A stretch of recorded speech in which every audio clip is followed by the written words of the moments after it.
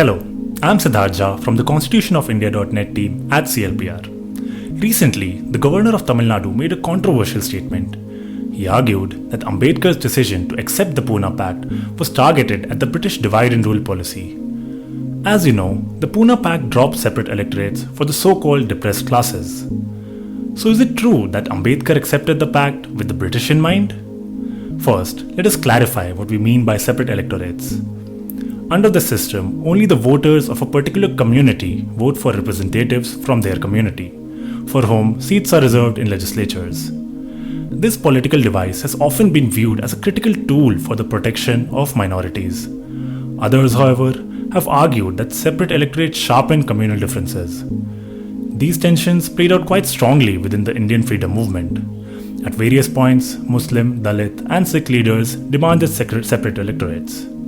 However, many political leaders of India's dominant parties like the Congress opposed these demands, as they felt that separate electorates would hamper Indian unity. Things reached a boiling point when the British, through the Communal Award of 1932, introduced separate electorates for the depressed classes. M.K. Gandhi was not pleased with this provision and announced a fast unto death to reverse the award. Ambedkar, who for long had demanded separate electorates for Dalits, was stupefied by this decision. He couldn't understand why Gandhi was so adamant to drop this important political safeguard for the Dalit community.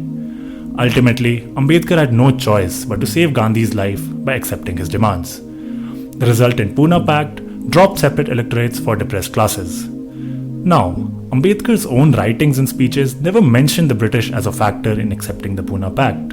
In fact, he clearly rejects the notion that separate electorates would lead to divisions in Indian society. He was also concerned about the violent reprisal against the Dalit community if anything happened to Gandhi. Ambedkar continued to denounce the Poona Pact repeatedly in both private and public. The States and Minorities Report prepared by him in 1945 for the Scheduled Caste Federation explicitly rejected the Poona Pact.